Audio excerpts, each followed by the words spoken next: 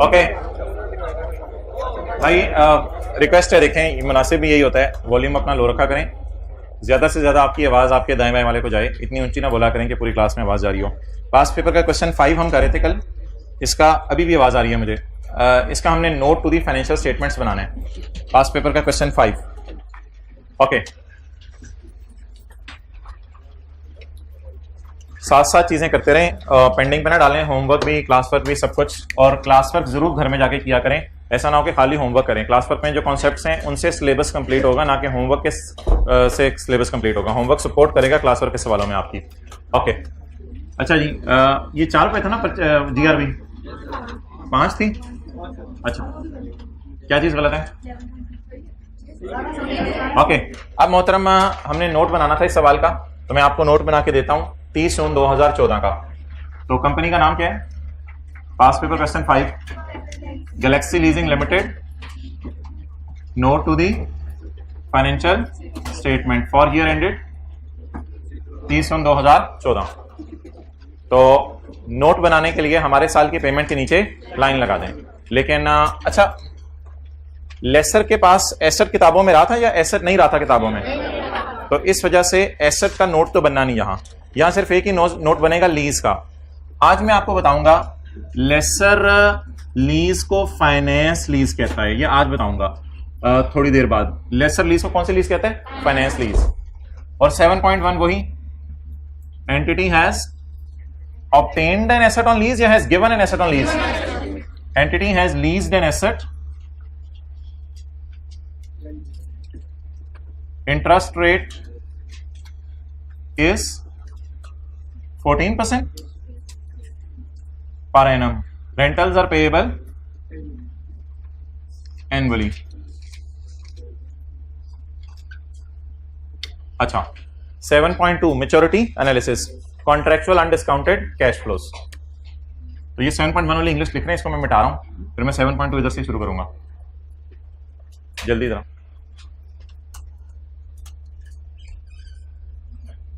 Maturity analysis बनाते हैं।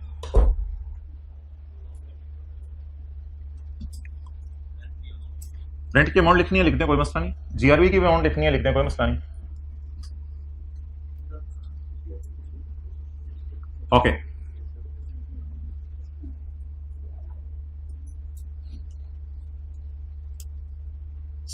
.2 maturity analysis, contractual undiscounted cash flows, contractual undiscounted cash flows. 30 June 14 का note बनाने के लिए 30 जून 14 की पेमेंट के नीचे लाइन लगा दें। तो लेस देन 1 ईयर 30 जून 15 वाला साल, लेस देन 1 ईयर 30 जून 15 वाला साल, 1 to 2 ईयर 30 जून 16 वाला साल, और 2 to 3 ईयर 30 जून 17 वाला साल। तो मैंने कहा था अगली पेमेंट ना बोला करें, साल बोला करें। 30 जून 14 के लिए लेस देन 1 ईयर 30 जून 15 का साल, 1 to 2 ईयर्स 30 जून 16 का साल, और 2 to 3 ईयर्स 30 जून 17 का साल। ओके, चलें जी, लेस देन 1 ईयर कितना? 7.8 पहला वाला, 1 to 2 ईयर्स 7.8, 2 to 3 years 12.8। इस 12.8 में क्या क्या है? 7.8 तक कराया है, और लेसी ने मिस यूज की कंपनसेशन पे करनी है एंड पे 5 की। इसका नाम ना आज मैं लिखने लगा हूं, total lease receivable. Total lease receivable कितना? 28.4।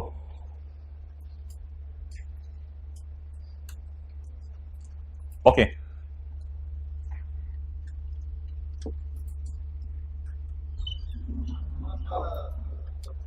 बड़े टाइम पे आए हो आप, धमाका होने लगा है आज। एक धमाका होगा, धमाका ये होगा कि मैच्योरिटी एनालिसिस के बाद भी हम एक चीज बनाएंगे।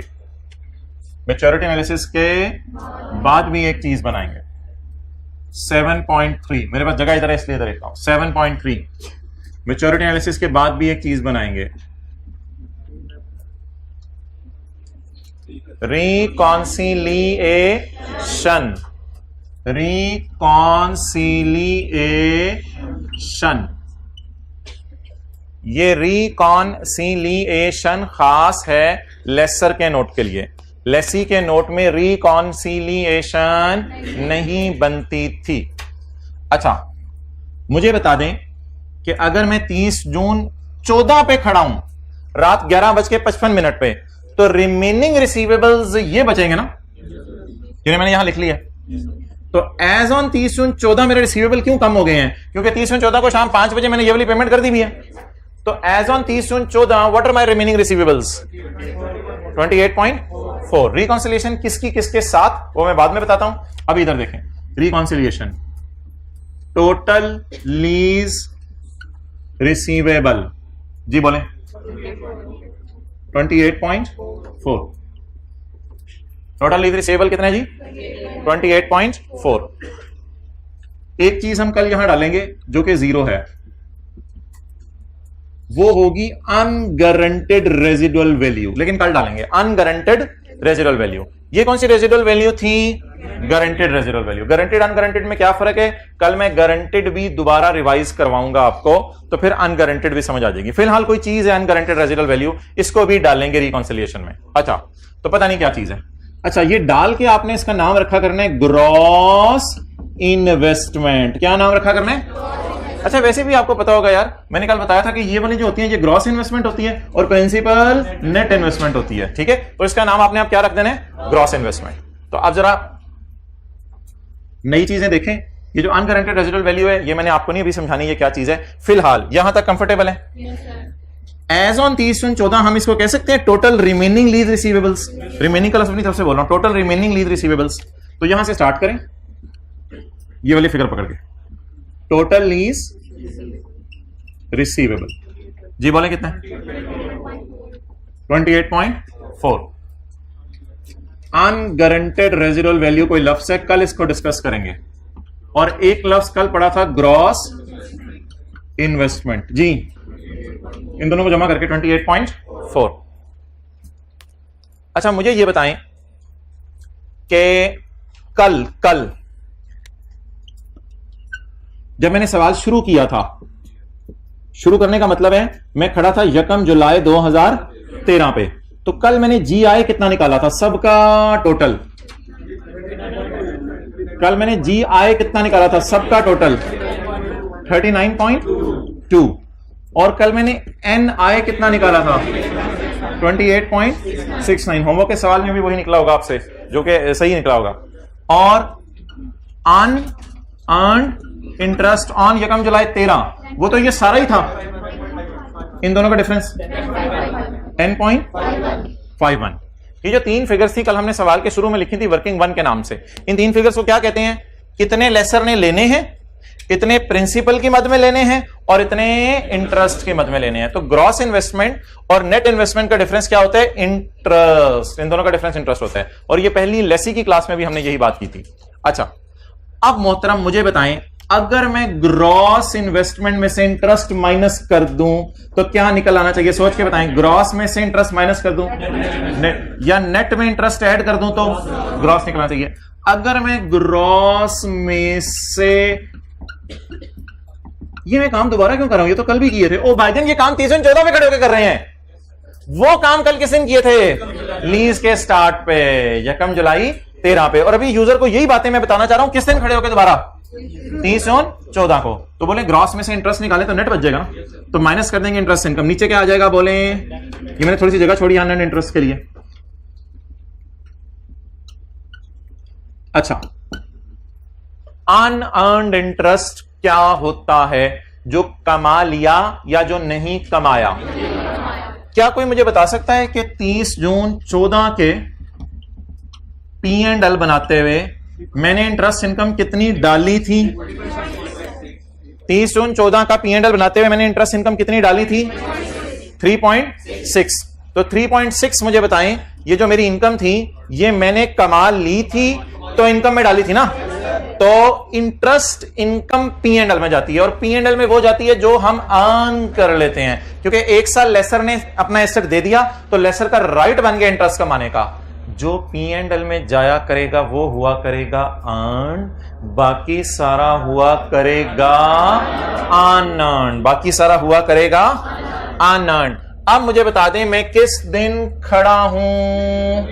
30 जून 14 के ना P&L में आपने नजर मारा करनी है, ऐसे ना झाती मारनी है। बना रहे होंगे नोट, झाती मारेंगे P&L में जाके झाती मारेंगे। नोट बनाते P&L में इंटरेस्ट इनकम कितनी अर्न हो गई है? 3.6। अगर ये अर्न्ड है तो ये अगले साल अर्न होगी, तो इनका नाम क्या रखें? अनअर्न्ड। लेकिन हम अपने देसी स्टाइल में बात करते हैं, बोले कमा लिया, नहीं कमाया, नहीं कमाया, नहीं कमाया। कमालिया की चादरें मशहूर है ना, कमालिया इलाका लाहौर के, पाकिस्तान के अंदर, पंजाब में। कमा लिया, नहीं कमाया, नहीं कमाया, नहीं कमाया। तो कमालिया कहां मिलेगा हमें? पंजाब में। कमालिया मिलेगा P&L। आज आप लोगों ने जाके घर वालों को बताना है कमालिया P&L में है। साथ वाले के कान में बताते हैं, याद रह जाता है। दूर होके जरा, कमालिया P&L में है। और ये बात को ना पल्ले बांध लें अपने, ये पल्ले नहीं होता, पल्ले, अपने पल्ले बांध लें इस बात को। कमालिया कहां मिलेगा? और ये हतमी बात है, फाइनल बात है। आज के बाद इस बात के अंदर कोई चेंज नहीं आएगी। हाइब्रिड क्लास में ग्रीन शर्ट मुस्कुरा रहे हैं, इसी बात को आगे लेके, मुस्कुराहट को आगे लेके हम अगली किस्त शुरू करते हैं। अच्छा जी, तो कमालिया कितना? तो बाकी नहीं कमाया। If I am standing on 30 June 14, then it is कमालिया। दिस ऑल इज नहीं कमाया। ये जमा करवाएं। 3 + 2 + 1 पॉइंट, ये 15 में कमाएंगे, ये 16 में कमाएंगे, ये 17 में कमाएंगे। ठीक है जी। इसका जब माइनस किया तो कैलकुलेटर पर 6.91 जवाब आया। ग्रॉस में से इंटरेस्ट माइनस करें ताकि नेट आए 21.49।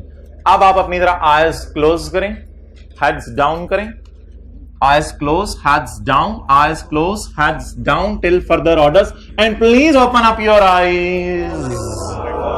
Oh, it is called as reconciliation.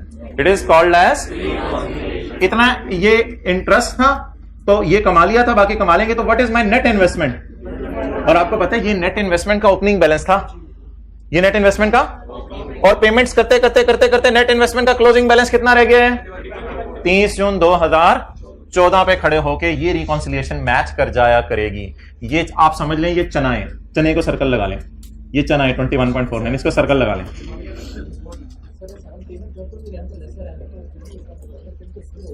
Payments का लफ्ज आप ना बोलें, रिसीव का लफ्ज बोल दें बार बार, कोई मसला नहीं। लेसी पेमेंट्स करे, इस तरह बोल लें।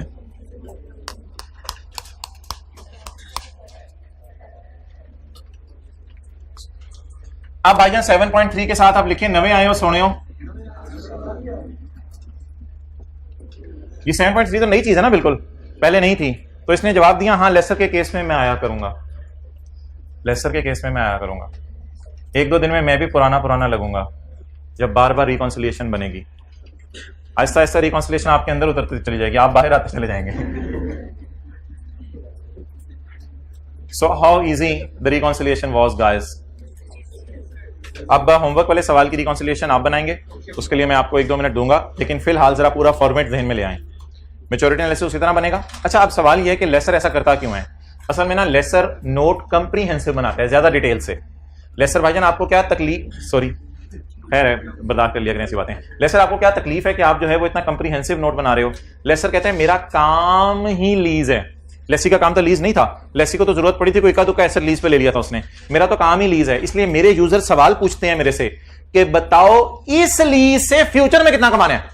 तो वो मैं इनको बताता हूं कि इस लीज से फ्यूचर में इतना कमाना है। अब जरा डीप डाउन देखते जाएं, लेसर के यूजर्स को क्या फायदा होगा। लेसर के यूजर को पहली बात पता चलेगी फ्यूचर में इतने पैसे आने हैं। अभी वैसे टोटल तो आपको पता है ना 39.2 आने थे, बाकी ये आ चुके हैं।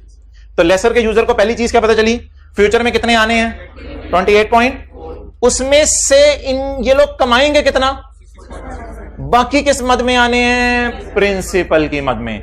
मुझे वैसे बता दें, लेसर के यूजर्स को फ्यूचर में जो डिविडेंड दिया जाएगा डिविडेंड देते ना कंपनी अपने शेयर होल्डर्स को, तो जो डिविडेंड दिया जाएगा वो फ्यूचर में किन पैसों से दिया जाएगा? 6.91 में से। क्यों? जो टोटल पैसे आ रहे हैं वो तो आपने अपनी मशीन के पैसे रिकवर कर रहे हैं ना उससे। असल जो इनकम है फ्यूचर की, क्या वो 28.4 है या 28.4 में छुपी हुई है? छुपी हुई चीज को हमने निकाल लिया। ठीक है जी, तो 28.4 में से हमने इनकम निकाल ली, बाकी प्रिंसिपल की मद में रिसीव होने, और ये रिकॉन्सिलेशन यहां से क्या कर जाया करेगी? मैच कर जाया करेगी। अब होमवर्क के सवाल की रिकॉन्सिलेशन बनाते हैं। रिकॉन्सिलेशन भी, मैच्योरिटी एनालिसिस भी, सब कुछ।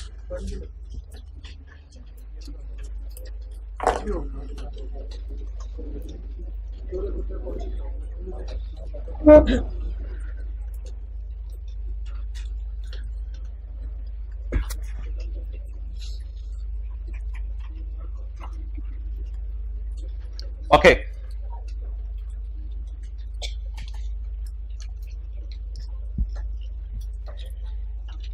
कौन सा जी? क्वेश्चन 9 पेज 70 पे।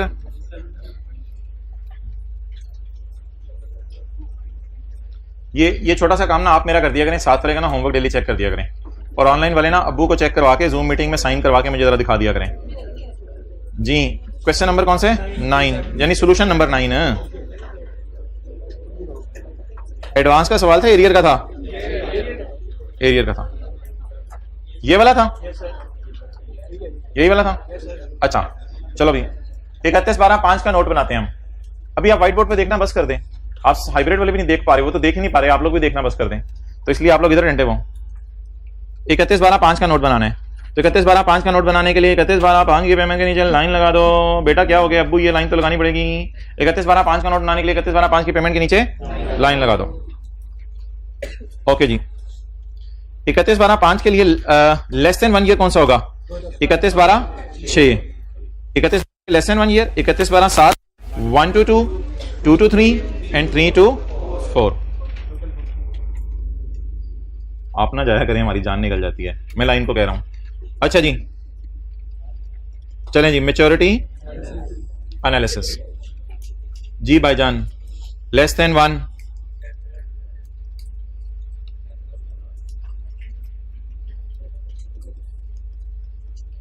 Less than 1, 10,000, 1 to 2, 2 to 3, 10,000, 3 to 4,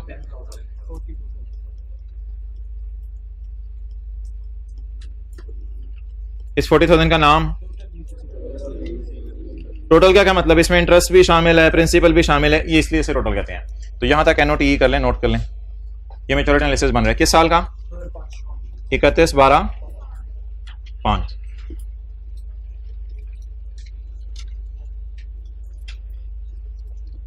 अब हमने क्या बनानी है इसकी? रिकॉन्सिलिएशन। ओके अच्छा मुझे बताएं 31/12/5 के P&L में कितना इंटरेस्ट गया होगा? 3791। तो ये क्या है? अर्न्ड। तो ये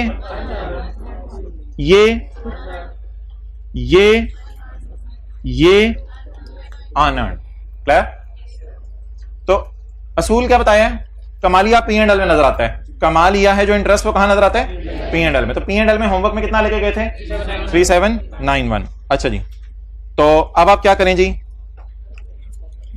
क्या हेडिंग दें? रिकॉन्सिलिएशन। क्लियर? रिकॉन्सिलिएशन में मुझे बताएं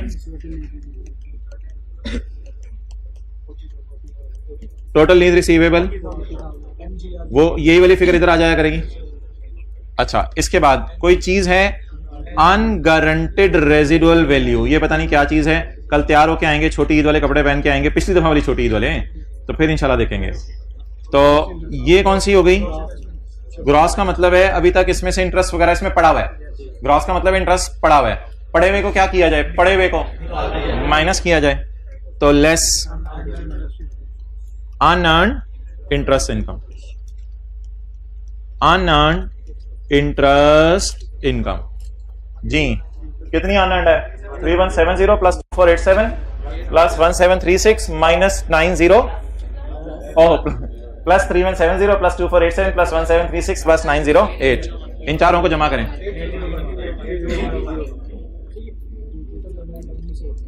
जी बिल्कुल बिल्कुल बिल्कुल। 3170 17 830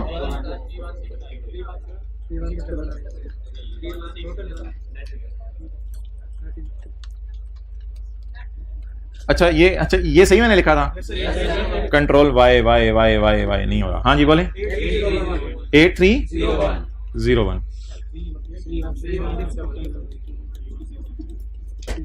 नेट इन्वेस्टमेंट बोलें जी 31 ये निकाली बैलेंसिंग। बैलेंसिंग मतलब 40 में से 8301 माइनस किया। अब ये फिगर किसके बराबर हो जाएगी? ये देखें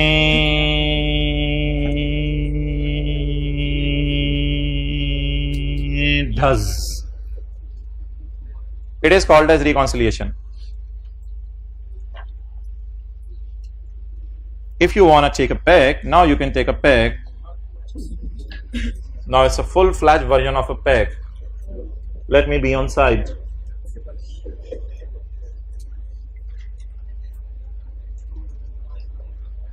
कितने लोगों ने 31699 सही निकाला था? ओके कितने लोगों ने सही कैलकुलेट किया था लेकिन हाथ नहीं खड़ा किया? कितने लोगों ने 2 दफा कहने के बावजूद भी हाथ नहीं खड़ा किया? ओके कुछ नहीं खैर है आपकी नहीं की चेयर गिरी। ओके तो अब बता दें जी लेसर एक सफ़ा है किताब में, वो हम पूरा तो पढ़ नहीं सकते लेकिन उस सफ़े को थोड़ा बहुत नजर मार सकते हैं कि लेसर की समरी सी हमारे छोटे से जहन में बड़ी सी करके पेवस्त हो जाए तो बड़ा ही मजा आए। पेज नंबर 65 ओके जितना मैं हाईलाइट करूंगा सादा सा लेसर है हमारा, सादा सा लेसर है, कभी किसी से लड़ाई नहीं की। इस लीज को क्या कहते हैं? Finance lease. नीचे जो बड़ा बड़ा लिखा हुआ है वो आपको नहीं समझ आएगा अभी, ये इसके ऊपर पूरी क्लास होनी है। नीचे जो बड़ा बड़ा लिखा हुआ है इस पे भी पूरी क्लास होनी है, आपकी सबकी क्लास होगी। लेसर ने आपको पता है बाजार से एसेट खरीदा था, याद आ रहा? कल एंट्री की थी lease receivable debit asset credit ITC, नीचे कुछ लिखा हुआ है नहीं समझ आएगा, जो हाईलाइट कर रहा हूं सिर्फ वो समझ आएगा। उसके बाद cash debit lease receivable debit interest income. कल P&L में होमवर्क और क्लास वर्क में क्या गया था? सिर्फ डेप्रिसिएशन नहीं जानी, और क्या गया था? लीज रिसीवेबल और इंटरेस्ट रिसीवेबल भी जा सकते हैं ना, एडवांस के सवाल भी होंगे। अच्छा नोट में मेरे भाई क्या जाना है? नोट में क्या जाना है भाई? ये नोट है, ये देखिएगा नोट, यहां से यहां तक, यहां से यहां तक और यहां से यहां तक, ये नोट है। नोट का नाम होगा finance lease 7.1 7.2 7.3। Finance lease, general description, maturity analysis और रिकॉन्सिलिएशन। नोट में 2 नोट नहीं बनते, छोटा सा लिखा है एक ही नोट बनता है, एक भी बन जाए बड़ी बात है। अच्छा लिखें यहां छोटा सा, एक ही नोट बनता है। कौन एक नोट बनाता है? लेसर एक नोट बनाता है।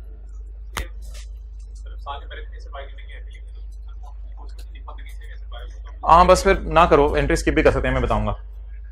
शुरू कहां से किया था? एलपी से या जीआई से? और पीवी से या एनआई से? अभी इसको छोड़ दें। अमोर्टाइजेशन शेड्यूल कहां से शुरू करना है? एनआई से। अमोर्टाइजेशन शेड्यूल हमने शुरू करना है एनआई से। क्लियर? अच्छा एक छोटी सी चीज आपको बता दूं कि ये जो अनअर्न्ड है ना, अगर आपने तीनों को जमा नहीं करना तो इस सारे के टोटल में से अगर ये माइनस कर दें तो भी आ सकते हैं। ऐसी एक बात कर रहा हूं, साथ वाले से कर रहा था मैं, आप लोग से तो नहीं कर रहा, ऐसी एक बात कर रहा हूं। एक तो अनअर्न्ड का तरीका है ना, इन तीनों को जमा करें, कोई और तरीका बताएं? इन सब का टोटल करें। ये मैं कोई काउंटिंग नहीं सिखा रहा, ये 7वीं 8वीं क्लास वाले बच्चे को जो है वो बताया जाता है, 7वीं 8वीं क्लास वाले बच्चे को बताया जाता है कि भाईजान 2 3 4 होता है, 4 5 6 7 8 9 तो बेटा 9 जो है उसमें से अगर आप 4 माइनस करो तो भी 5 आ जाएगा, और 2 और 3 को जमा करो तो भी 5 आ जाएगा। वो छलांगे हम मारते हैं। तो ये बता रहा हूं आपको, क्या बता रहा हूं कि अनअर्न्ड इन तीनों को जमा करके भी निकल सकता है, और इन तीनों का टोटल नहीं करना, इन सब का टोटल नहीं करना होता। वो तो सवाल के शुरू में आपने किया होता है, ये तो सवाल के शुरू में आपने किया होता है। तो टोटल अनअर्न्ड निकालने के क्या तरीके हैं? अनअर्न्ड को जमा कर दें, अनअर्न्ड निकालने का क्या तरीका है? अनअर्न्ड अनअर्न्ड अनअर्न्ड को जमा करते हैं। दूसरा तरीका total minus earned is equal to बड़ा वाला अनअर्न्ड। तो अनअर्न्ड इस तरह भी निकल सकते हैं, ठीक है। तो इस तरह भी सवालों को कर लेंगे, जरा जहन में रख लें ये बात। अभी सादा काम रखें। सादा काम क्या है? अनअर्न्ड अनअर्न्ड अनअर्न्ड को जमा करें तो अनअर्न्ड आ जाता है। ओके, अच्छा यार, ये एक दो आपके टेस्ट के लिए मैंने सवाल बनाए थे। 2 से 3 मिनट लें तो मुझे ना यहां पे और यहां पे एलपी निकाल दें। स्क्रीन पे देखते रहें एलपी। हाँ, मैं लेसी की तरफ वापस आ गया हूं। I am back towards lessee now. मैं थोड़ी देर के लिए लेसी की तरफ वापस आ गया हूं। लेसी को हम साथ साथ इसलिए चलाएंगे कि लेसी आपको भूल ना जाए, लेसर ऐसा चढ़े दिमाग पे कि लेसी भूल ना जाए। इन दोनों सवालों में ना आप मुझे एलपी भी छोड़ें, आप बड़े हो गए हैं, पी भी निकाल दें जल्दी भी। क्विक, ये बुक में सवाल नहीं है, आज के नोट्स का पहला सवाल है। पी भी निकाल दें दोनों की और हाथ खड़े करते रहें। एक्सेलेंट, 2 लोगों ने निकाल लिया।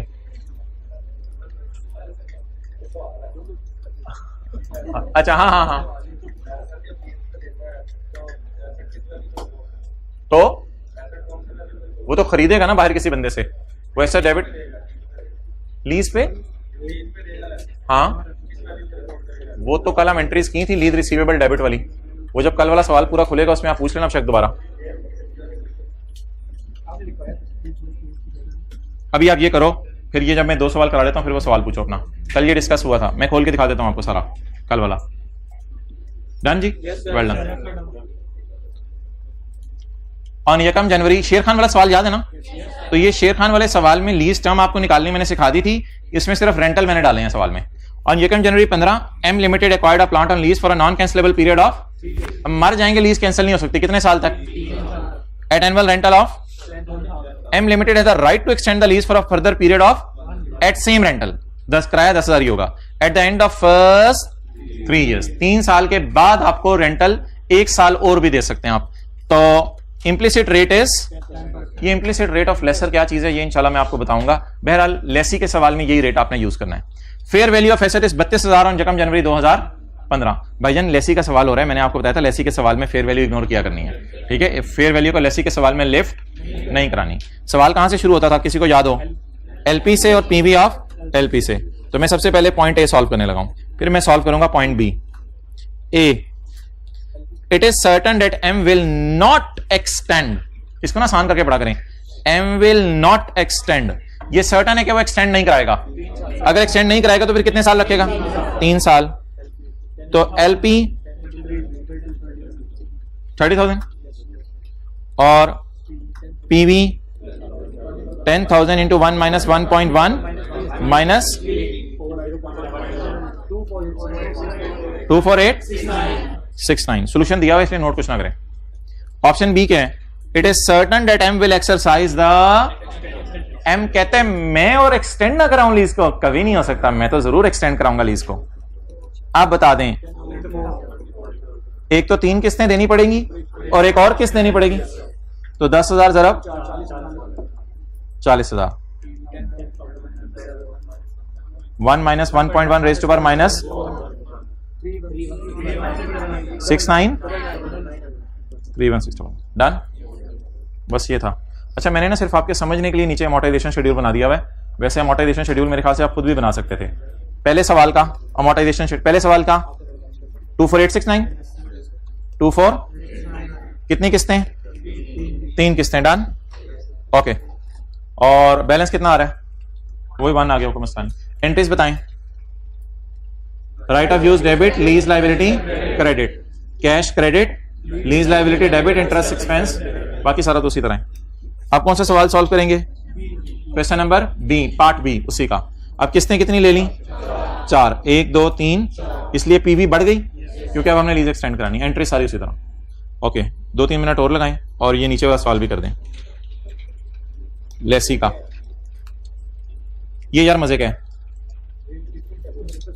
ये जरा डिफरेंट सा सवाल है जिस तरह के हम पहले करते आ रहे हैं।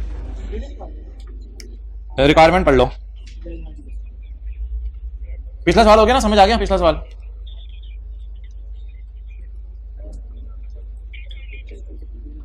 ओ भाई, पिछला समझ आ गया जो भी किया है?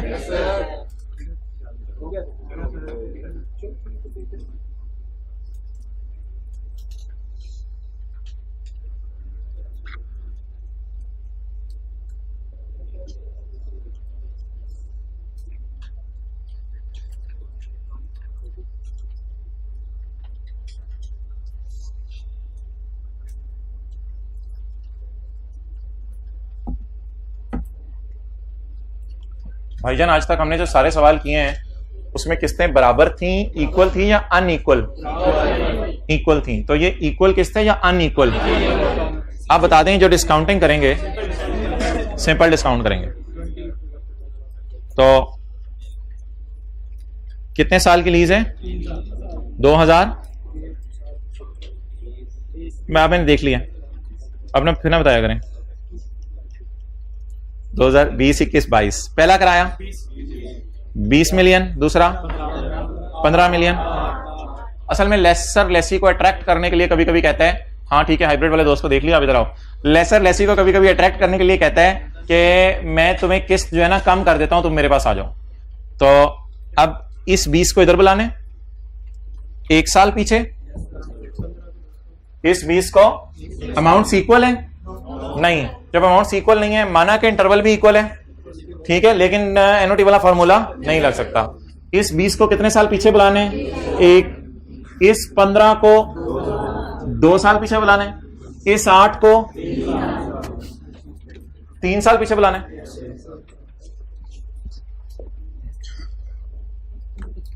ओके, एलपी 43, पीवी या बीवी? पीवी। बीवी भूली हुई है जब से स्टैंडर्ड में आए आप। अच्छा, पीवी बोलें 20 into 1.1 raise to power -1 plus 15 into 1.1 raise to power minus plus 8 into 1.1 raise to power -3।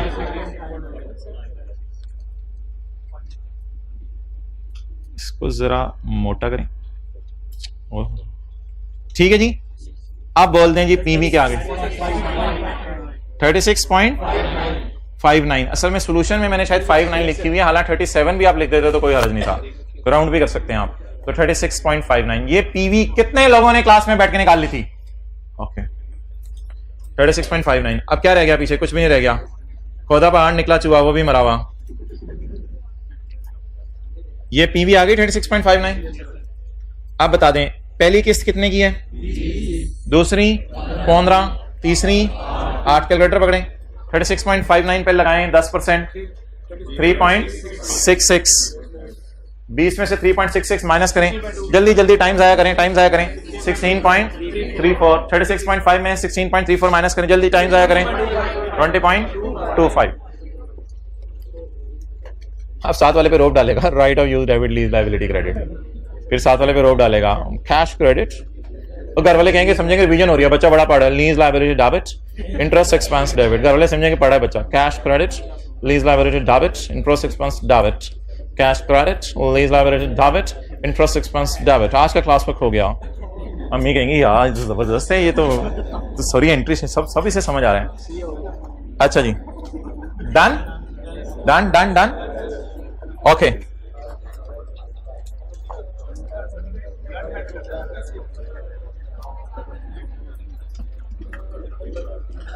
लो जी भाईजान, अब चीज शुरू हो गई आज की मेन। कर ऊपर शेर खान, जल्दी जल्दी जल्दी।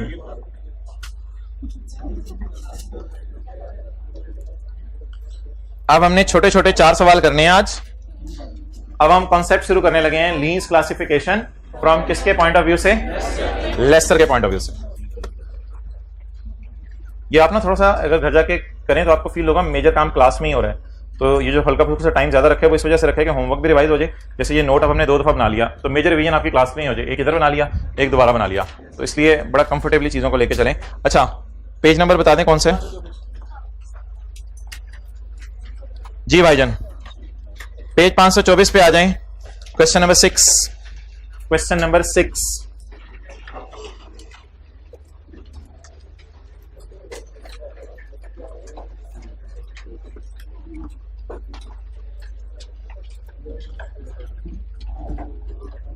अच्छा,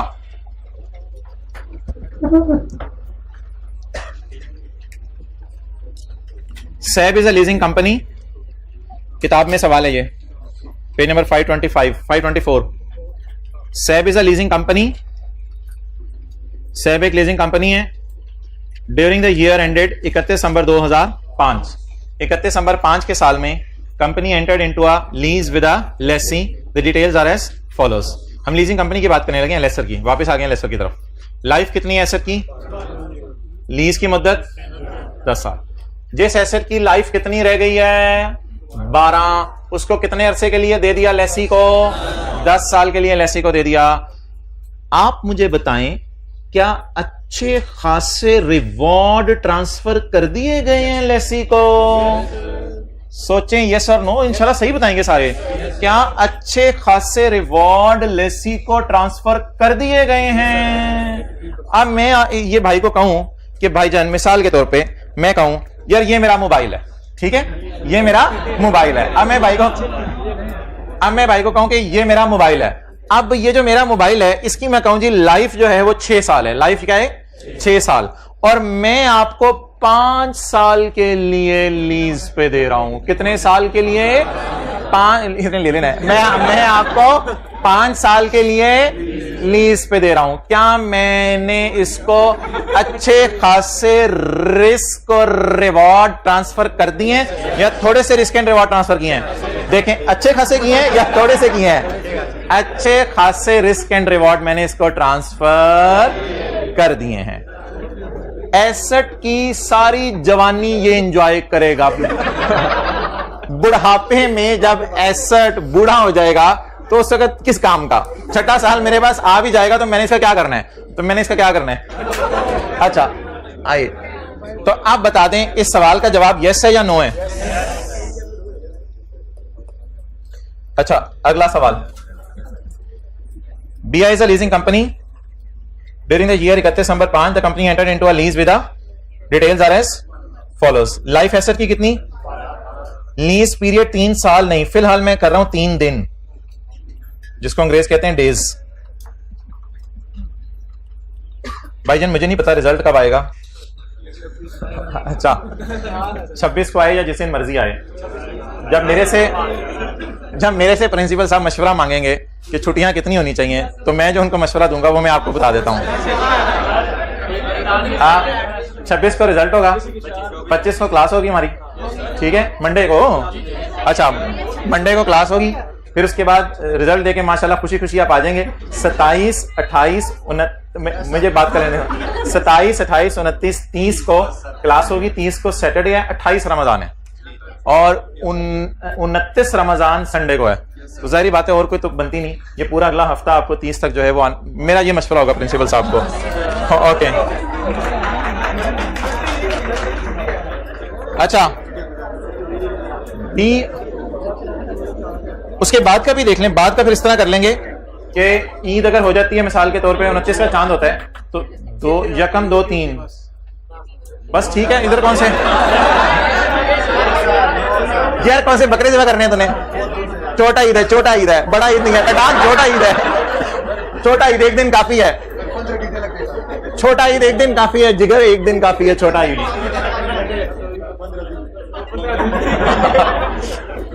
हद हो गई। अच्छा, आप बता दें जी, ठीक है, आप बता दें गाड़ी की उम्र है 12 साल। गाड़ी की उम्र है, इधर आओ आप, चलो आप बैठ जाओ, आप आओ। गाड़ी की उम्र है 12 साल। मैं लेसर हूं, ये लेसी हैं। मैं लेसर हूं, ये लेसी हैं। भाई ने कहा भाईजान मेरी शादी है, 3 दिन तक चलेगी, मेरी शादी है,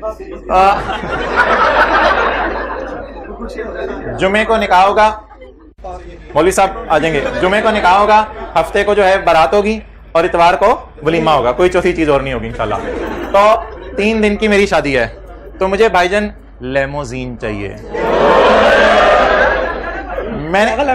मैंने कहा भाईजान 12 साल इसकी बकाया उम्र है, आप कहते मैं 3 दिन ही ले सकता हूँ, साल के लिए भी मैं इसका किराया नहीं दे सकता, समझा करें, वो 3 दिन के लिए देते हैं मुझे। मैंने इसको सब्सटेंशियल रिवॉर्ड ट्रांसफर कर दिए हैं 12 साल में से। रिवॉर्ड क्या, रिवॉर्ड ही ट्रांसफर नहीं की इसको। तो मैंने इसको सब्सटेंशियल रिवॉर्ड ट्रांसफर किए हैं या नहीं किए? और अगर मैं 3 दिन को 3 साल भी कर दूं फिर भी सब्सटेंशियल रिवॉर्ड इसको ट्रांसफर नहीं किया, सब्सटेंशियल रिवॉर्ड इसको ट्रांसफर नहीं किए। अच्छा, अब मोहतरम डस्टर अब मोहतरम ये सवाल अराइज होने लगे आज कि मोहतरम सवाल ये अराइज होने लगे आपके लेसर जो है वो लीज को दो तरीके से देखता है। क्या मतलब?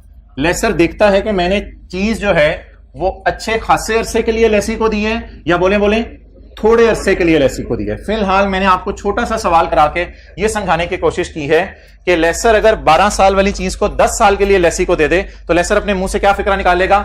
मैंने अच्छे खासे रिवॉर्ड किसको दे दिए हैं? 10 साल ये एसेट को चला सकता है। और अगर 12 साल वाली चीज सिर्फ 3 साल या 3 दिन या 3 महीने के लिए लेसी को किराए पे दे दे तो लेसर क्या कहेगा? मैंने अच्छे खासे रिवॉर्ड अभी तक ट्रांसफर अपने पास रखे हुए हैं, अच्छे खासे नहीं थोड़े बहुत रिवॉर्ड इसको क्या कर दिए हैं? ट्रांसफर कर दिए हैं। क्लियर होगी ये बात? ओके।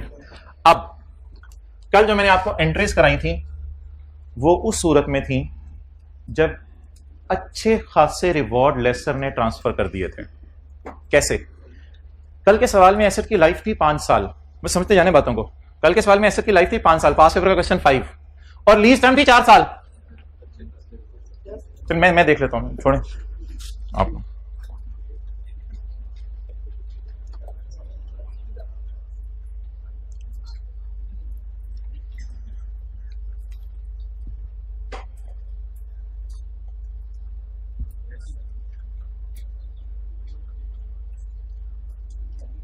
हाँ जी बताएं, कल के सवाल के अंदर लीज टर्म कितने साल आ रही थी? 4 साल आ रही थी, और एसेट की लाइफ 5 साल आ रही थी। अगर एसेट की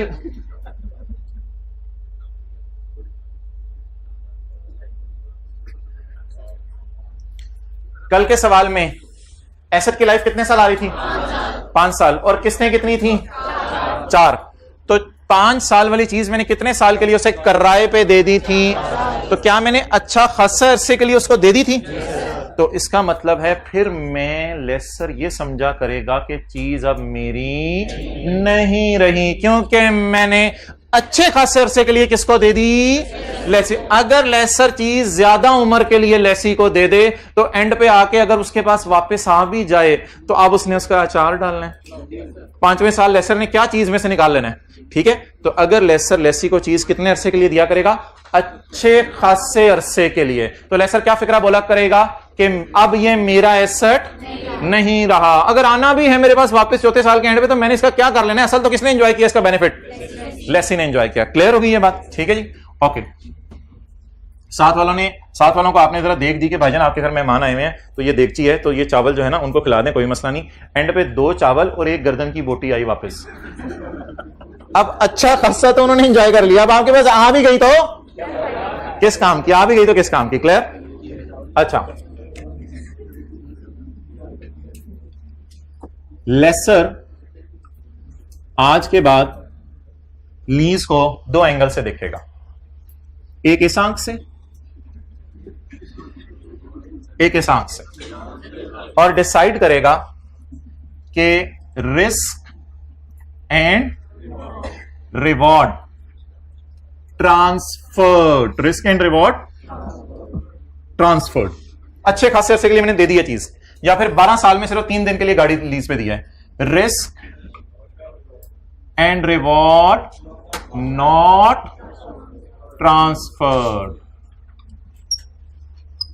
लेसर की काउंटिंग होने लगी है। अच्छा, अगर लेसर ये कहे कि 12 साल की चीज 11 साल के लिए तुम रखो, 10 साल के लिए तुम रखो, तो ऐसी सूरत में लेसर को पता क्या करना चाहिए? लेसर ने पहले जाके एसेट बाजार से खरीदा था। कल वाली एंट्रीज करवा रहा हूं यार। लेसर ने पहले जाके बाजार से एसेट खरीदा था, खरीदने के बाद आपको दे दिया था एसेट लीज पे, और एसेट को किताबों से थ्रोवे कर दिया था। और मैंने, मेरे भाई आप जो सवाल में से पूछने लगे थे, मैंने कहा था एसेट डेबिट होगा फेयर वैल्यू से, एसेट क्रेडिट होगा फेयर वैल्यू से, और जो लेसी से आपने पैसे लेने हैं उनकी प्रेजेंट वैल्यू या नेट इन्वेस्टमेंट से लीज रिसीवेबल रिकॉर्ड होगा।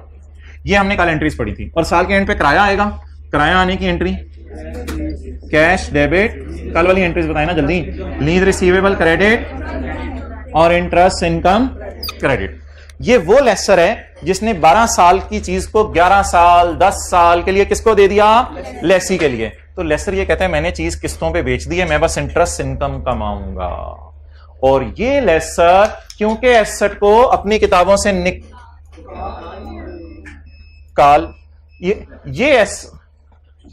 ये लेसर अपनी किताबों से एसेट को निकाल क्यों रहा है? रिवॉर्ड्स आर ट्रांसफर टू जिगर। जिगर कौन है? लेसी। अच्छा, उधर तस्वीर नहीं आ रही?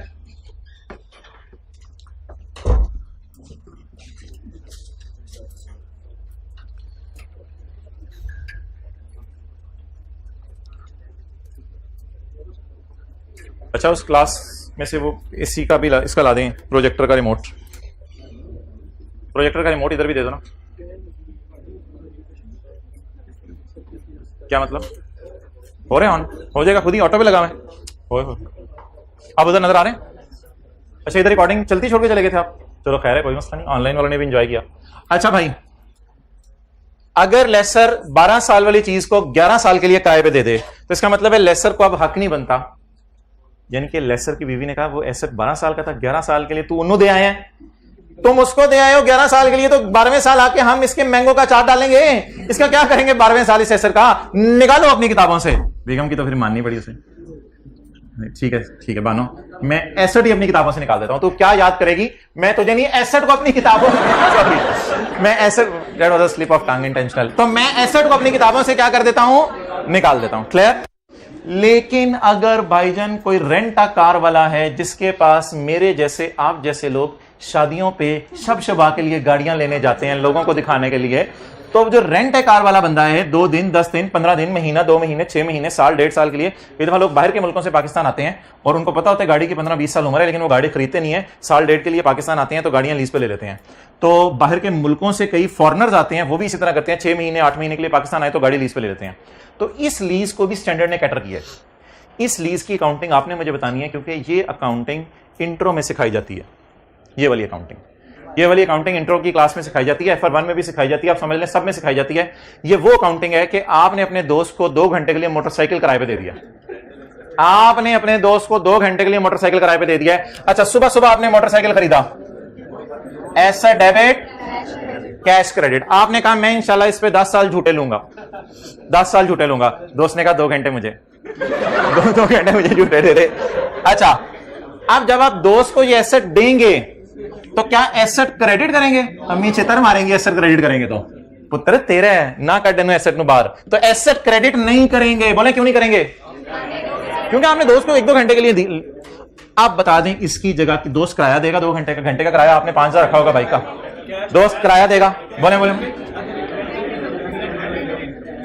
Cash debit rental income credit. जी यही और कोई होती तो मैं बताता। और अगली बात भाईजान, दोस्त आपका एसेट इस्तेमाल करे तो डिप्रिशिएट तो हो रहा है ना, तो एसेट तो आपकी किताबों में है ना, तो ये वाला लेसर डिप्रिसिएशन भी चार्ज करेगा। और भाईजान ये एसेट ना IAS 16 के तहत डील होगा, याद रखिएगा। इस पे IAS 16 लगेगा। ये आपका एसेट है, आपने किस पे दिया हुआ है? किराए पे दिया हुआ है, बस लीज पे दिया हुआ है। और एंड पे एंट्री होगी IAS 16 के रूल लगाते हुए। क्या एंट्री होगी? बोले डेप्रिसिएशन डेबिट क्रेडिट। भाईजान कल मैंने आपको ना लेसी और लेसर की बिल मुकाबिल एंट्रीज करवाई थी, आज ये नहीं करवाई। आज मैंने कुछ और ही बात कर दी है। मैंने कहा लेसर कितने किस्म के होते हैं? जो लेसर हमेशा के लिए तकरीबन लेसी को एसेट लीज पे दे दें, 12 में से 11 साल, 12 में से 10 साल, 12 में से 9 साल, वो लेसर किताबों से एसेट को निकाल देते हैं। वो कहते हैं यार मेरा एसेट नहीं है, अब जाने दो, कोई नहीं, एसेट किताबों से निकाल देते हैं। और जो लेसर थोड़े दिनों के लिए लेसी को एसेट किराए पे देते हैं, वो किताबों से निकालते नहीं है, एसेट को डेप्रिशिएट करते हैं और क्या रिसीव करते रहते हैं? इसका किराया। नोट कर लें।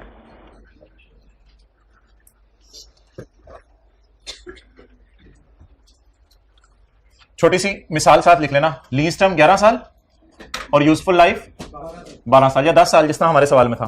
और इधर क्या था? बोले लीज टर्म 3 साल और यूजफुल लाइफ 12 साल।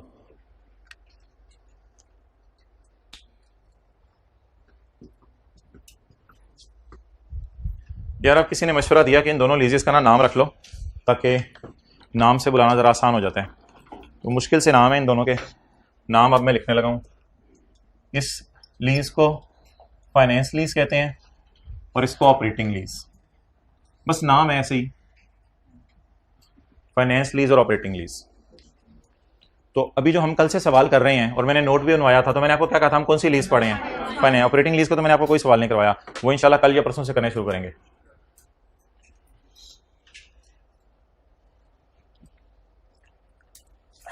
अब 1 मिनट के लिए रुकें और बड़ा बड़ा करके नोट लिखें। This classification is only for lessor, not for lessee. This classification, financial operating, this classification is only for lessor, not for lessee. Lessee के लिए ऐसी कोई क्लासिफिकेशन नहीं है।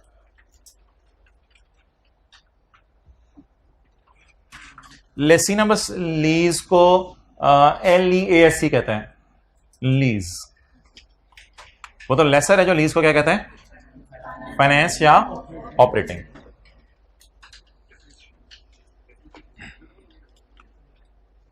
वो आप बिल्कुल सही बात कर रहे हो, ये एक स्टैंडर्ड पे लोग एतराज करते हैं वैसे, लेकिन हम आने वाले दिनों में ऐसे सवाल करेंगे जो मैं सवाल आपको करके नीचे रिक्वायरमेंट डाला करूंगा, यही सवाल लेसी के लिए सॉल्व कर दो, यही लेसर के लिए, फिर मैं आपके सवाल का जवाब लूंगा।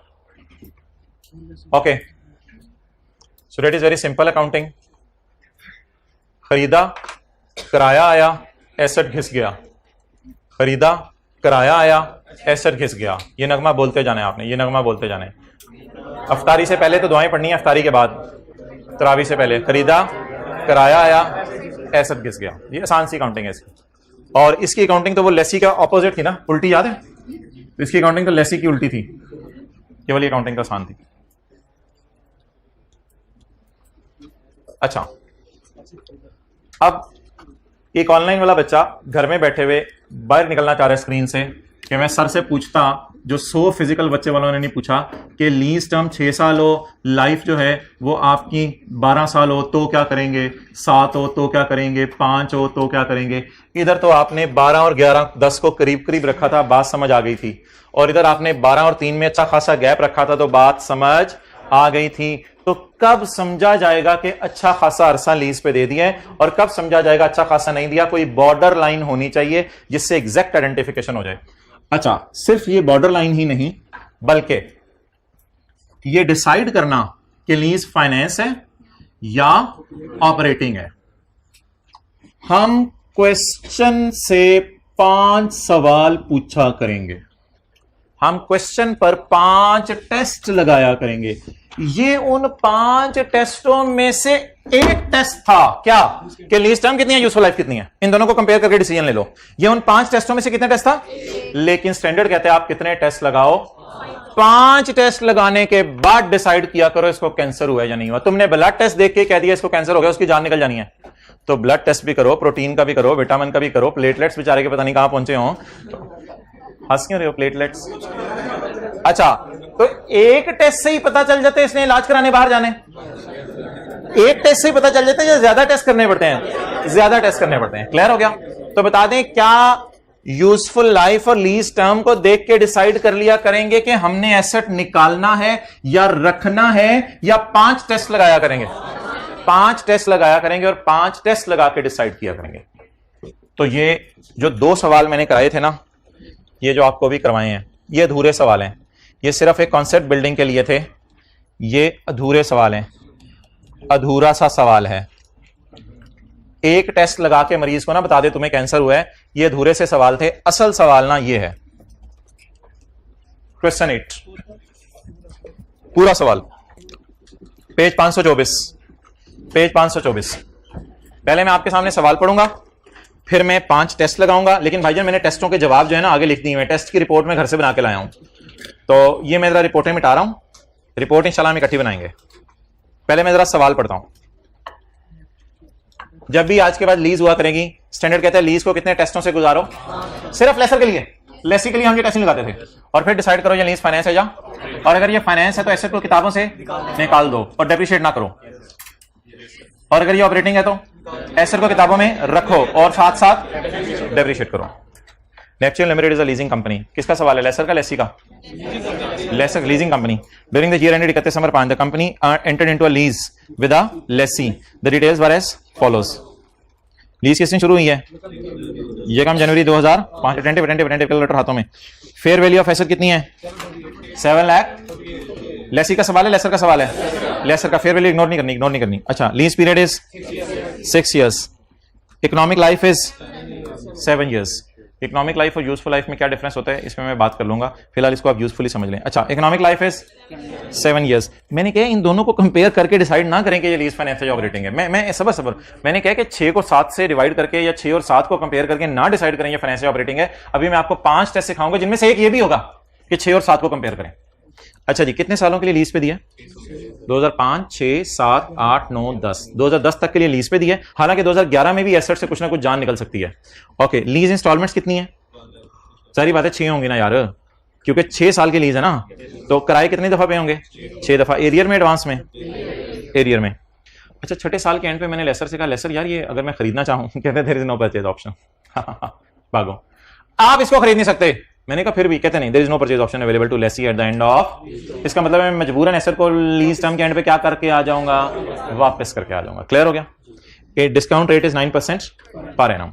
अब मैं आपसे 5 सवाल पूछता हूं इस डेटे को सामने रखते हुए। आपने सोल्यूशन नहीं देखना क्योंकि यहां सोल्यूशन हुआ है। पहला सवाल, क्या छठे साल के एंड पर ओनरशिप लेसी को ट्रांसफर हो जानी है? एक लाइन लिखी हुई थी, आप इसको पैसे देके खरीद नहीं सकते। तो क्या छठे साल के एंड पे या एसेट आपका बन जाएगा कि 7वें साल आप इसको इस्तेमाल करें? ओके, अगला सवाल, सोल्यूशन नहीं देखना। क्या लेसी के पास ये ऑप्शन है कि वो परचेज कर सकता है एसेट को एट अ प्राइस, ऐसी कीमत पे जो बहुत कम हो फेयर वैल्यू से? आज की फेयर वैल्यू नहीं, at the date the option becomes exercisable। when option become exercisable, किसी को याद है ऑप्शन मिलती कब है? at end of lease term लिख लें, at end of। साथ इधर हाथ रख दें क्योंकि आपको इधर उधर चला जाना, हाथ इस तरह हाथ रख दें। अगला सवाल बताएं जी, दूसरा दोबारा, क्या लेसी के पास ये ऑप्शन है कि वो एसेट को खरीद सकता है मार्केट प्राइस से भी कम पे जिस वक्त लीज एंड होगी? ओ भाई, मार्केट प्राइस से कम पे दूर की बात, वो खरीद ही नहीं सकता। तो क्या ये ऑप्शन है? असल में ना ए और बी तकरीबन एक जैसे हैं। ए में असल में ये है, कभी कभी लेसर मुफ्त में भी एसेट दे देता है। कई दफा लेसर कहता है at end of lease you can take this asset, और बी में क्या है? At end of lease you can take the asset but below market value. तो दोनों बातें सवाल में नहीं है, और मुझे पता है दोनों बातें क्यों नहीं है, क्योंकि मैंने सवाल में कौन सा पॉइंट पढ़ा हुआ है? एफ। पॉइंट एफ की रोशनी में मैं जवाब दे रहा हूं। क्या ओनरशिप इधर लिख लें मुफ्त में, इस पॉइंट में और नीचे वाले पॉइंट में ये फर्क है सिर्फ। क्या ओनरशिप मुफ्त में ट्रांसफर हो जाएगी एंड पे? नो। अगला सवाल, क्या बाजार से कम पैसे देके कर दोगे? यार ना कर मुफ्त में ट्रांसफर, बाजार से कम पैसे देके कर दे। नो। कहते नो, गाय नहीं जैसे बोलनी है, नो ना, कहते नहीं करनी मैंने ट्रांसफर। अगला, क्या लीज टर्म 6 साल है ना, is a major part of economic life? ये जरा देखते हैं, लीज टर्म कितनी है? ये कैलकुलेशन आप कैलेंडर पे किया करेंगे। लीज टर्म 6 साल, इकोनॉमिक लाइफ 7 साल, 80। अच्छा लिख लें, ये जवाब 75% से ज्यादा आएगा तो मेजर समझा जाएगा। ये जवाब 75% से ज्यादा आएगा तो मेजर समझा जाएगा। किस तरह? छोटा सा करके पॉइंट सी के साथ लिख लें, ये जवाब 75% से ज्यादा आएगा तो मेजर समझा जाएगा। फिर भी अच्छा, अब मुझे बताएं, उर्दू में मैं सवाल आपसे पूछ रहा हूं, इंग्लिश में नहीं सवाल पूछ रहा। क्या लीज टर्म इकोनॉमिक लाइफ का अच्छा खासा अरसा बनती है? बस जैसे ही आपका जवाब आई यस, किसी एक पॉइंट का भी टेस्ट लगाना बंद कर दें, खत्म, टेस्ट लगाना बंद कर दें। It is finance lease, it is finance lease, खत्म। एसेट को किताबों से निकालें। ओ भाईजान 7 में से 6 साल के लिए तूने उसे एसेट लीज पे दे दिया, तेरे पास क्या बचना है पीछे? तो इसका मतलब है major part of economic life आ गया। तो इन 5 में से एक का जवाब भी क्या हुआ करेगा? यस। तो हम क्या कह दिया करेंगे कि टेस्ट लगाना बंद कर दो। टेस्ट लगाना बंद कर दो का क्या मतलब है? यार अब आपको आगे देखने की जरूरत ही नहीं। 7 में से 6 साल के लिए आपने चीज उसको दे दी है तो आपको तुक बनती है किताबों में रखने की? फाइनेंस लीज होती क्या पहले ये बताएं। Do not keep asset in books of laser.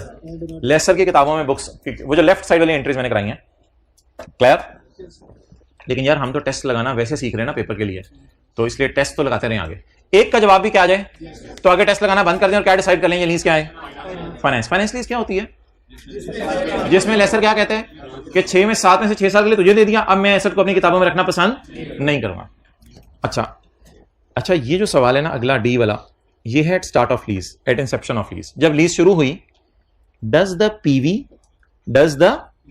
PV is तकरीबन equal to fair value of the asset. ये फेयर वैल्यू कौन सी होगी, एंड वाली या स्टार्ट वाली? स्टार्ट वाली। इसके लिए ना थोड़ी सी मेहनत करनी पड़ेगी, सारी बात है यार, ये टेस्ट लगाने के लिए मेहनत करनी पड़ेगी। पहले क्या निकालनी पड़ेगी, पीवी निकालनी पड़ेगी। पीवी तरह निकालें into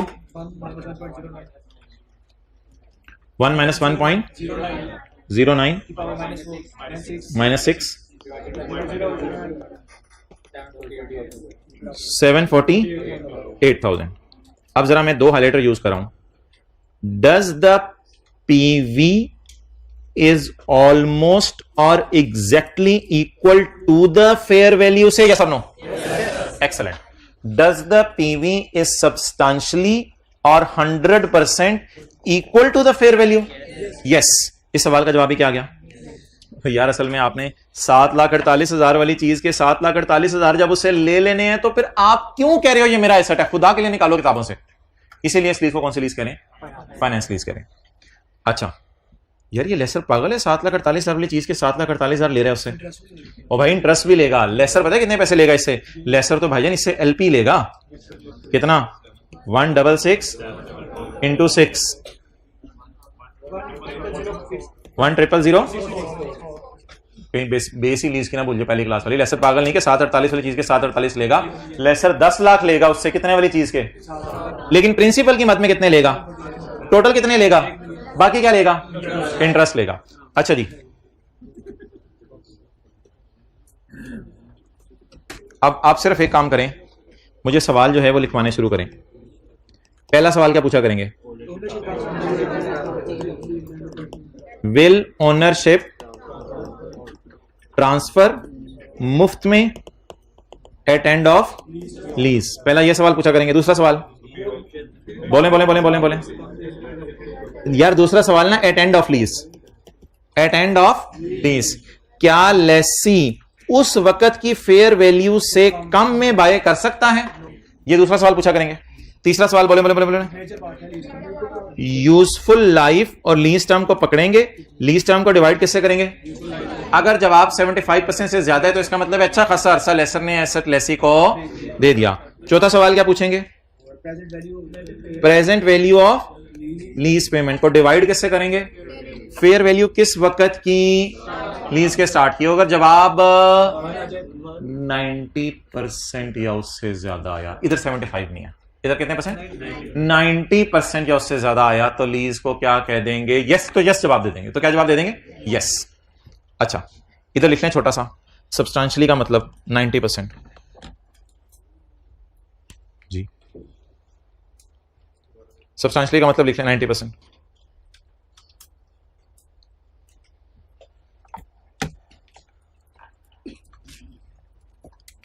Is the asset of a special nature that only lessee can use it? इसको जरा छोड़ें, without major modification. Is the asset is of a special nature that only lessee can use it? क्या asset कोई ऐसा special है जिसको सिर्फ लेसी ही use कर सकता है, दुनिया में कोई और यूज नहीं कर सकता? कोई ऐसी बात नहीं है यार। एसेट किधर? एसेट का नाम आ रहा है कोई? एसेट का नाम नहीं आ रहा। तो स्पेशल नेचर का एसेट कौन सा होता है? नहीं यार, स्पेशल नेचर का एसेट ऐसा एसेट होता है जो पूरे पाकिस्तान में अगर लेसी इस्तेमाल ना करे तो लेसर को वो फेंकना पड़े, लेसर को वो फेंकना पड़े। मिसाल के तौर पे कोई बंदा पाकिस्तान में ये कहता है लेसर को, बैंक को जाके कि बैंक मुझे ऐसा हेलीकॉप्टर चाहिए जो हेलीकॉप्टर जो है वो कहीं अवेलेबल ना हो और वो बाहर के मुल्क से मुझे तुम मंगवा के दो, और मुझे फला फला मसला है, हेलीकॉप्टर में ये फंक्शन मेरे लिए तुमने बिल्ट इन करवाने हैं, ये करवा के तुम मुझे ये हेलीकॉप्टर मंगवा के दो। और बाद में जब लेसर ये इन्वेस्टमेंट कर दे और लेसी 2-3 साल इस्तेमाल करके कहे अब मेरे किसी काम का नहीं है, तो लेसर इधर उधर लेके फिरे, लोग कहें यार इससे अच्छे हेलीकॉप्टर हमारे पास है, इसने तो पता नहीं क्या क्या इसमें मसले करवाए हैं, ये भी चेंज कराई हुई है, ये भी ड्राइविंग सीट भी चेंज कराई हुई है, ये भी हमारे तो किसी काम का नहीं है, फेंको इसको। उस एसेट को क्या कहते हैं? Special nature. आज तक आईकैप की हिस्ट्री में कभी स्पेशल नेचर का एसेट नहीं आया, इसलिए हम हमेशा एज्यूम करेंगे is asset of special nature. No no no no no, हमेशा एज्यूम करेंगे सवाल में एसेट स्पेशल नेचर का नहीं है। शायद ये गाड़ी है, लेसर इसको नहीं किसी और को दे देगा। शायद ये मशीन है, लेसर इसको नहीं किसी और को दे देगा। शायद ये घर है, लेसर इसको नहीं किसी और को दे देगा। शायद ये एसी लीज पे लिए हुए हैं, लेसर इसको नहीं किसी और को दे देगा। तो ये जितने एसेट आपको नजर आ रहे हैं, क्या ये बहुत स्पेशलाइज नेचर के हैं कि इधर से उतार के और कहीं इस्तेमाल ही नहीं हो सकते? कोई स्पेशलाइज, जितने एसेट आपको लगा शुक्र नजर आ रहे हैं, सारे एक जगह से उतार के दूसरी जगह जाके लगाने इस्तेमाल हो सकते हैं। कोई स्पेशलाइज नेचर का एसेट नजर नहीं आ रहा और बड़ा रेयर है। आईकैप ने तो आज तक कभी नहीं पूछा स्पेशल नेचर का एसेट कोई। इस सवाल का जवाब हमेशा क्या हुआ करेगा? नो हुआ करेगा। विदाउट मेजर मॉडिफिकेशन का लफ्ज मैं कल पढ़ूंगा। इस सवाल का जवाब भी क्या हुआ करेगा? नो। अब नीचे जहां लिखें, अगर पांचों में से एक का जवाब भी यस आ जाएगा तो लीज को फाइनेंस कहेंगे। लिखें लिखें जल्दी। अगर पांचों में से एक का जवाब भी क्या आ जाएगा तो लीज को क्या कहेंगे? फाइनेंस।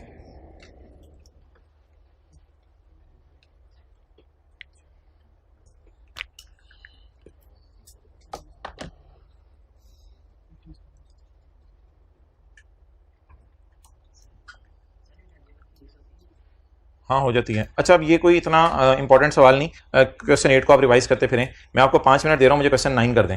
और क्वेश्चन 9 के नीचे ना जगह खाली है, अल्लाह का शुक्र है, क्वेश्चन 9 के नीचे जगह खाली है। पॉइंट डी आप करेंगे, देख लें जी, पॉइंट डी का फॉर्मूला, पीवी को डिवाइड करेंगे फेयर वैल्यू से। और पॉइंट सी का फॉर्मूला भी लिख लें, lease term divided by useful life. जी जी वालेकुम सलाम। जी जी जी आप बता दें इशू क्या है? मैं घर नहीं हूँ।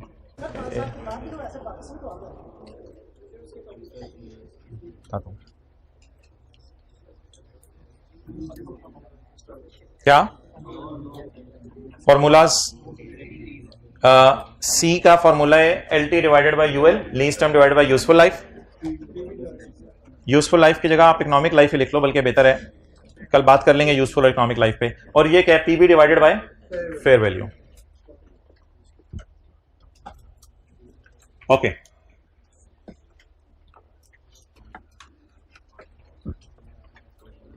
भाईजान, जब भी लेसर और लेसी आपको बैठे हुए नजर आए जिंदगी में, फर्ज करें लेसर और लेसी जो है पराठा रोल के ऊपर अफ्तारी कर रहे थे दोनों इकट्ठे, और दोनों बातें कर रहे थे कि यार एक लीज कर लेते हैं। आप साथ बैठे ना, उनकी बातें नोट किए जा रहे थे, नोट किए जा रहे थे, नोट किए जा रहे थे, और साथ आप अपना पराठा भी खाई जा रहे थे। आप उनकी बातें नोट किए जा रहे थे। उन दोनों के उठने के बाद लेसर ने कहा, यार तू मुझे अक्लमंद बंदा लग रहा है, तू क्या क्या नोट कर रहा था? मजलिसें तो अमानत होती हैं, तू हमारी बातें नोट कर रहा था। तो आपने कहा, लेसर को कहा, हाँ मैं तेरी बातें नोट कर रहा था, मैं तुझे बताता हूँ जरा। लेसर ने कहा, क्या? हमने कहा कि फाइनेंस है या ऑपरेटिंग है? तेरे से पंगा में ले। अच्छा, तो हमने कहा मैं तुम्हें बता देता हूँ कि तुम्हारे लिए फाइनेंस है या ऑपरेटिंग है। अब आप लेसर से 5 सवाल ना पूछें, आपने ये 5 सवाल लिख लिया है पूरा डाटा, ये डाटा एक्चुअल आ गया मरीज का। अब आप 5 सवाल पूछ के डिसाइड करें। यार फाइनेंस ऑपरेटिंग डिसाइड ना करें, आपने घर जाके ये बोलना है, 5 सवाल पूछ के डिसाइड करें कि एसेट किताबों से निकाल देना बेहतर है या एसेट किताबों में रख लेना बेहतर है। किसके लिए? लेसर के लिए। तो आज के बाद जब भी लीज आया करेगी तो लीज के सवाल से हम कितने सवाल पूछा करेंगे? 5। और 5 सवाल सिर्फ कौन पूछा करेगा? लेसर या लेसी? 5 सवाल क्या पूछा करेगा कि ये 5 सवालों में मकसद ये होगा पूछने का, अगर 5 में से एक का जवाब भी यस आ गया तो ये लीज फाइनेंस। और 5 के पहले का जवाब भी नो, दूसरे का भी नो, तीसरे का भी नो, चौथे का भी नो, 5वें का भी नो, फिर ये कौन सी लीज होगी? ऑपरेटिंग। तो ये कोई जहन में ना बना के जाएगा 5 के 5 का यस आना है। 5 में से एक भी यस आ गया तो फिर आपने इसको पकड़ लेना है और पकड़ के आपने कहना है ये कौन सी लीज है? फाइनेंस। यार मेरे ख्याल से तो मुझे ये लग रहा है कि सवाल में हमने डाटा चेंज नहीं किया सिवाय इसके अलावा एक चेंज नहीं है डाटे में कि लीज की मुद्दत हमने गिरा के कितने साल कर दी है और तहस नहस हो गया। इसकी वजह से हमारा कंक्लूजन की तहस नहस हो गया। अच्छा जी, पहला सवाल, क्या लीज टर्म, अच्छा मैं ना इंग्लिश में जरा बोलता हूं, does the ownership will transfer to lessee at the end of 3rd year so that he can enjoy for remaining 4 years? पहला सवाल, does the ownership will transfer to lessee at end of lease? दूसरा सवाल, does the lessee has an option to purchase the asset at the end of lease at a price lower than fair value at end of lease. Does he has the option? No, he has no option. Does the lease term divided by economic life is greater than 75%? Does the lease term divided by economic life is greater than 75%? No. Done. अगला सवाल चौथा. Does the PV of LP at start of lease divided by fair value at start of lease का जवाब 90 या उससे ज्यादा है? ये देख लेते हैं. पीवी कितनी निकली है? 166,744 रेज़्ड टू पावर -3, तो 422,078. तो 422,078 अगले सफे से मैंने सोल्यूशन से देखी है. 422. यार ये पीवी आज की है तो फेयर वैल्यू भी पहले दिन की होगी ना, तो फेयर वैल्यू कितनी है?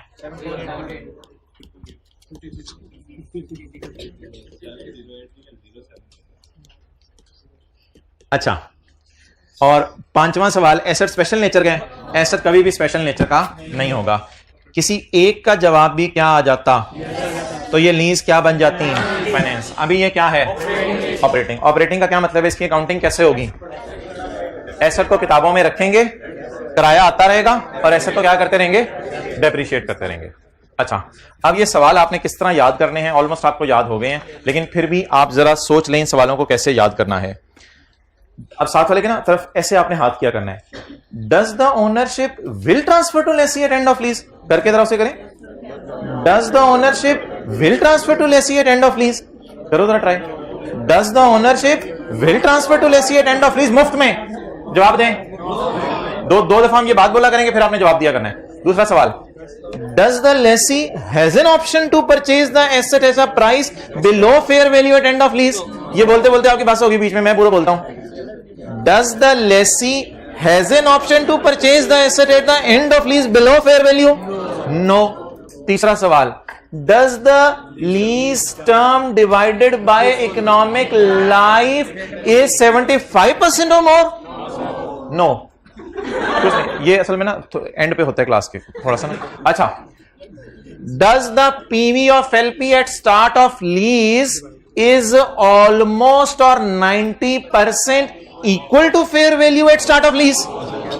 No. Is asset very special? खलाई मखलूक है ये कोई. Is asset very special? तो पांचों के पांचों सवालों का जवाब क्या आ जाए? तो नो आ जाए, तो इट इज ऑपरेटिंग लीज. तो बस एक छोटी सी बात आप उर्दू में दोबारा कहीं लिख लें. यहां पर फाइनेंस लीज के ऊपर पांचों में से एक का जवाब भी यस आ जाए तो फाइनेंस. पांचों सवालों में से एक का जवाब भी यस आ जाए तो फाइनेंस. इस सफे को मुकम्मल करें. पांचों में से एक का जवाब भी यस आ जाए तो फाइनेंस. यहां ये लिखना है. पांचों में से एक का जवाब भी यस आ जाए तो फाइनेंस. पांचों का जवाब नो आए तो ऑपरेटिंग.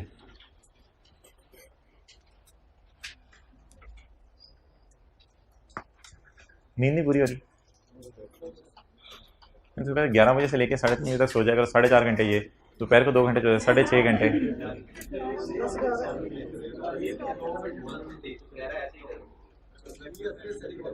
शेर खाना कितने बजे दोपहर को सोया था? कल दोपहर को नहीं सोए. रात को किस टाइम सोए थे? 10 बजे सोए थे. 3 बजे उठे. फजर के बाद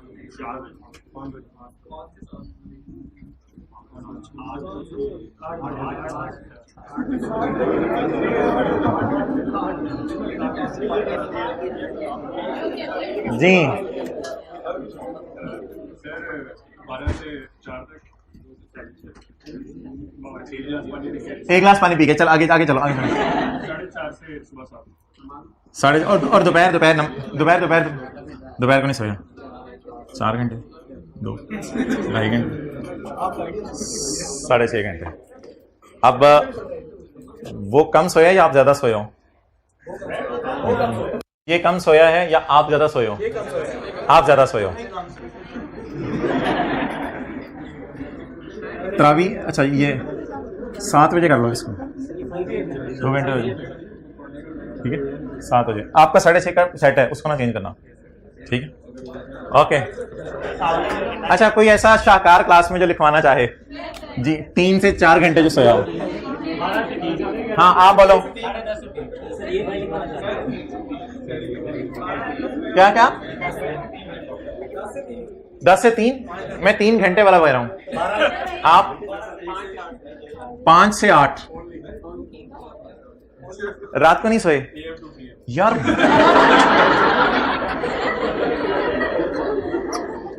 यार आप तरावी पढ़ के 10 बजे आ गए और 6 घंटे नॉन स्टॉप पढ़े हो।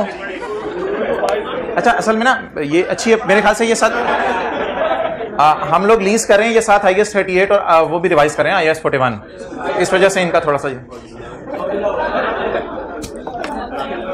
ओके। IAS 38 निकालें, IAS 38 बस बस बस, ओहो ना ना ना ना, एक मिनट। पास्ट पेपर का क्वेश्चन 5 बताएंगे, ये फाइनेंस ऑपरेटिंग है। I am giving you 3 minutes. Past paper का क्वेश्चन 5 कल किया था, डिसाइड करें फाइनेंस ऑपरेटिंग है।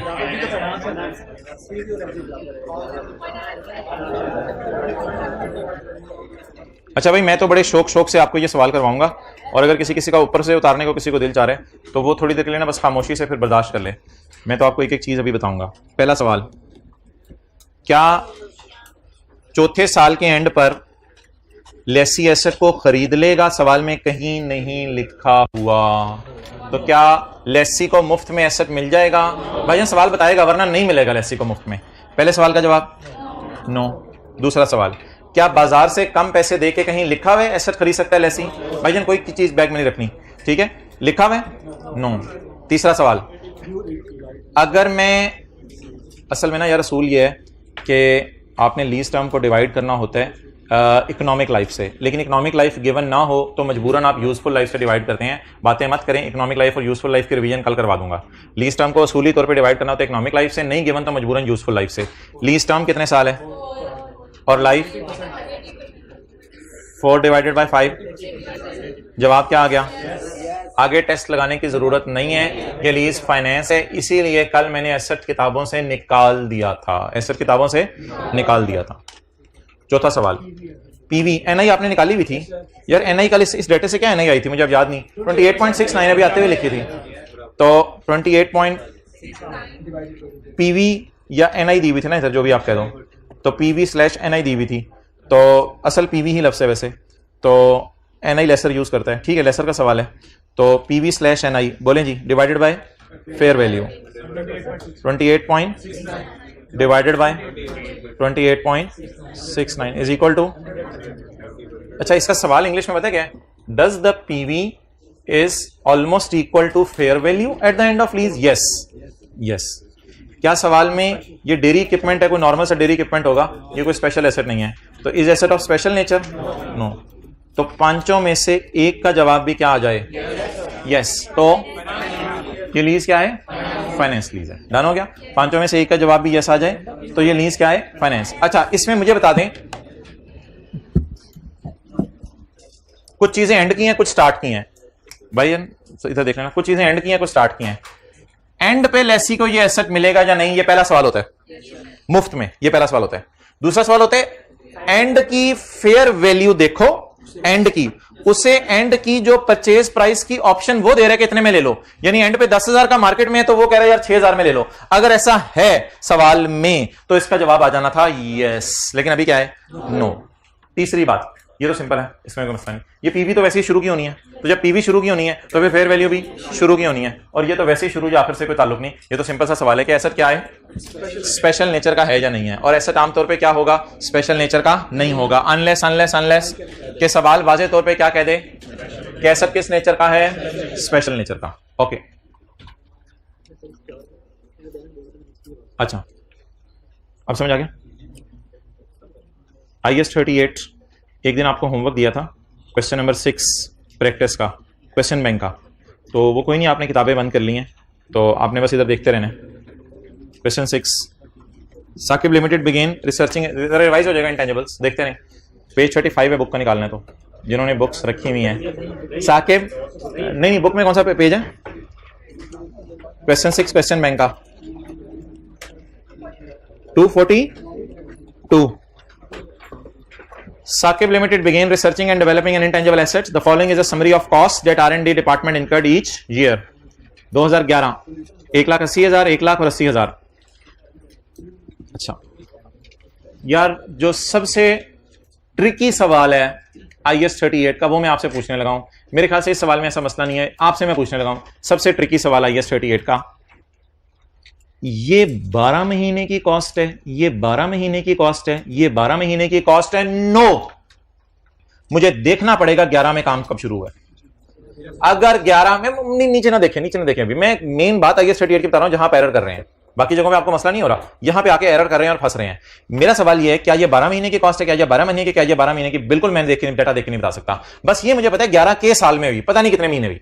अगर सवाल में लिखा हुआ कि हमारा प्रोजेक्ट शुरू है 1 फरवरी को, तो फिर ये कॉस्ट 11 महीने की होगी। अब अगर इसको डिवाइड करना पड़ा तो 11 से करेंगे, मल्टीप्लाई करना पड़ा तो 2, 3, 4 महीने जितने भी हमें जरूरत हुई R&D को अलग अलग कर लेंगे। और आखिरी साल भी यही मसला होगा, डिसाइड करना पड़ेगा ये सवाल, ये जो है वो कॉस्ट 12 महीने की या नहीं। अगर सवाल ने लिखा हुआ 2013 के एंड पे कि प्रोजेक्ट स्टिल अंडर प्रोग्रेस, तो ये मैं कहूंगा 12 महीने की है। अगर सवाल में लिखा हुआ कि नवंबर में R&D डिपार्टमेंट क्लोज हो गया है, तो ये 12 महीने का खर्चा नहीं है, फिर R&D का खर्चा ये कितने महीने का है? 11 महीने का। तो अब इसे डिवाइड करना पड़ेगा 11 से, मल्टीप्लाई जिससे भी जरूरत पड़ी करना पड़ेगा। लेकिन मेरे ख्याल से शायद सवाल नीचे इन चक्रों में नहीं पड़ा, देखता हूं शायद पड़ा भी हो। The cost listed above are incurred evenly throughout each year. Evenly का मतलब है अगर 2 महीने में 10 रुपए खर्चा है तो 1 महीने में 5 रुपए खर्चा है। Included in the cost in 11, इसमें मसला है admin cost of 60 that are not considered to be directly attributed. वो एडमिन कॉस्ट जिनके साथ लिख दे डायरेक्टली एट्रीब्यूटेड, उनको आपने कैपिटलाइज करना है। ये छोटे छोटे हम स्टैंडर्ड रिवाइज करते रहेंगे, अटेंटिव रहा करें। वो एडमिन कॉस्ट इनके साथ लिख दे डायरेक्टली एट्रीब्यूटेबल, उनको कैपिटलाइज करना है। वो एडमिन कॉस्ट इनके साथ लिख दे डायरेक्टली एट्रीब्यूटेबल नहीं है, उनको आपने कैपिटलाइज नहीं करना। तो admin cost that are not considered to be directly attributable to R&D process. अच्छा, इसमें 60,000 की कॉस्ट ऐसी हैं जो डायरेक्टली एट्रीब्यूटेबल नहीं है, तो बाकी कितनी बच गई? 120। The first 2 months of the year were dedicated to research. Then development began from Yakam March. But all 6 recording criteria were only met on Yakam April. Overall खर्चे में 60,000 का तो मसला था, उसको वैसे ही फारिग कर दिया। पीछे खर्चा कितना बच गया? 120। इसमें जनवरी फरवरी रिसर्च में डाल देंगे, मार्च से लेके बस मार्च पूरी डेवलपमेंट, और अप्रैल से लेके दिसंबर तक कौन सी डेवलपमेंट? अच्छी। तो मुझे बता दें, अब 120 को divided by 12 multiplied by 2 research expense कहेंगे, 120 divided by 12 multiplied by 1 development expense, और 120 डिवाइडेड बाय 12 मल्टीप्लाइड बाय 9 इसे क्या कहेंगे? अच्छी वाली डेवलपमेंट। कैपिटलाइज करेंगे, कितना होगा कैपिटलाइज? 90। अच्छा, वो एंट्रीज बस आप कर लीजिएगा खुद। आगे इंक्लूडेड इन कॉस्ट इन 12 की कॉस्ट में एडमिन कॉस्ट है 20,000 की, that are considered to be directly attributed. तो भाईजान अगर आप -20 करके +20 कर लें, आपकी मर्जी है, इससे जरूरत ही नहीं है, इसमें डायरेक्टली एट्रीब्यूटेबल पड़ा है। अच्छा, अब दूसरा रिकॉर्डिंग क्राइटेरिया तो पिछले साल ही पूरा हो गया है, तो फिर इस साल तो सारी अच्छी वाली डेवलपमेंट है, तो अच्छी वाली डेवलपमेंट पिछले साल वाली 90 आ रही है, और इस साल वाली तो what is development work in progress का कैरी डाउन 190 2013, और डेवलपमेंट वर्क इन प्रोग्रेस के कैरी डाउन को इंपेयरमेंट टेस्ट से गुजारना होता है मस्ट, हर साल 3 चीजों का हर साल इंपेयरमेंट टेस्ट से गुजारना होता है, लेकिन इसमें वो इंपेयरमेंट का जिक्र ही नहीं है सवाल में। Included in cost incurred in 13 training कभी भी कैपिटलाइज नहीं होती। That are considered to be directly attributable to research and that are considered to be directly. ओ भाईजान, ट्रेनिंग चाहे डायरेक्टली एट्रीब्यूटेबल है, मैंने कहा एडमिन डायरेक्टली एट्रीब्यूटेबल को डालना है। ट्रेनिंग और एडवर्टाइजमेंट किसी भी हाल में कैपिटलाइज नहीं हो सकती। अब ये 30 इसमें से क्या करेंगे? माइनस, क्या जवाब आ जाएगा? 50,000। तो 50 ये हो गया, 100 ये हो गया, 150 और 90 ये हो गया, कितना? 240। और आप बताएं, आपको लग रहा है प्रोजेक्ट कहीं लिखा हुआ मुकम्मल हो गया? तो अभी तक प्रोजेक्ट चल रहा है, अभी तक प्रोजेक्ट चल रहा है। ओवर। होमवर्क पास पेपर का क्वेश्चन नंबर 4 बंद कर दो।